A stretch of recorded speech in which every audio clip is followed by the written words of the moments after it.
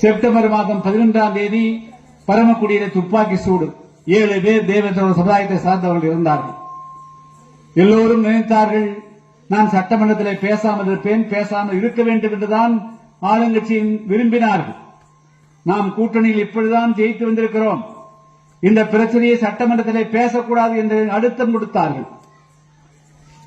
இரவெல்லாம் தூக்கம் வரவில்லை. காலை 10 மணிக்கு சட்டமன்றத்தில் கூடியவுடன் இந்த பிரச்சனையை பேசுவதா பேசாமல் இருப்பதா என்று அதுக்கு பிறகு ஒரு முடிவெடுத்தோம். வரலாற்றில் அதை பேசினால் நிச்சயமாக சட்டமன்றத்தில் எழுந்து பேசினால் அன்று முதல்வர் ஜெயலலிதா அவர்கள் கோபப்படுவார். கூட்டணியிலே இருந்து முறிவு ஏற்படும் என்று விலக வேண்டி இருக்கும். அது ஒன்று. பேசவில்லை என்று சொன்னால் வரலாற்றிலே 7 பேர் தேவேந்திர சமுதாயத்தை சார்ந்தவர்கள் படுகொலையானக்கு பிறகும் நம்முடைய தலைவர்கள் சட்டமன்றத்திலே கூட்டணிக்காக பேசாமல் இருந்து விட்டார் என்ற கரும்புள்ளி வரும். இதை எதை தேர்ந்தெடுப்பது? கூட்டணிக்காக இந்த சமுதாயத்துக்கு பேசாமல் அமைதியாக இருந்து விடுவதா, இல்லை கூட்டணியே சென்றாலும் கூட பரவாயில்லை, சட்டமன்றத்திலே பேசி நம்முடைய உரிமையை நிலைநாட்டுவதா, இந்த சமுதாயத்திற்காக உடன் நிற்பதா என்று இரண்டுக்கும் இடையில சரியாக கடைசியிலே 10:30 மணிக்கு சட்டமன்றம் கூடிய உடனேயே நான் 7 பேர் இறந்த சம்பவத்தை குறித்து சட்டமன்றத்தில் பேச வேண்டும் என்று சொன்னேன். அவைத்தலைவர் சொன்னார், நீங்கள் 0 அவர்களே பேசலாம் என்று.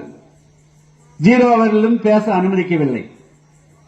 வழக்கமாக கேள்வி நேரம் முடிந்த பிறகு 0 நேரம் என்று ஒதுக்கப்படுவார்கள். அந்த நேரத்தில் இது போன்ற கருத்துக்களை பேசுவதற்கு தான் அனுமதிப்பார்கள். ஆனால் அந்த பரமக்குடி துப்பாக்கி சூட்டை குறித்து பேசுவதற்கு எழுந்தவுடன் உங்களுக்கு பேச அனுமதி இல்லை, எது பேசினாலும் அவை குறிப்பிலே ஏறாது என்று சொன்னார்கள். அதற்கு பிறகு வெளிநடப்பு செய்தேன். நான் மற்றவர்களெல்லாம் சட்டமன்ற உறுப்பினர்கள் நினைத்தார்கள் என்று சொன்னால் அந்த பிரச்சனை புதிய தமிழகத்தால் வந்ததல்ல, ஜான் பாண்டியனால் தான் அந்த பிரச்சனை வந்தது. எனவே அவர் அவருடைய காரணத்தினால்தான் அந்த பிரச்சனை வந்திருக்கிறது.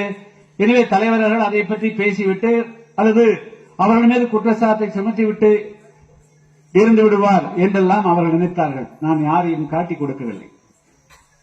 நான் நினைத்திருந்தால் அதை கூட சொல்லியிருக்க முடியும். பரமக்குடியில் ஏற்பட்ட கலவரம் இவரால் தான் ஏற்பட்டது, புதிய தமிழர்களுக்கு சம்பந்தமில்லை, தேவேந்திர மக்களுக்கு சம்பந்தமில்லை என்று கூட பேசியிருக்க முடியும். ஆனால் அதற்கெல்லாம் மனச்சாட்சி இடம் கொடுக்கவில்லை, அப்படி பழகவும் இல்லை. அது நம்முடைய புதிய தமிழகத்துடைய அரசியல் வரலாறும் கிடையாது. அந்த துப்பாக்கி சூட்டு காரணமான அதிகாரிகள் மீது நடவடிக்கை எடுக்க வேண்டும், அவர்கள் பதவி நீக்கம் செய்யப்பட வேண்டும் என்றுதான் கோரிக்கை வைத்தார்.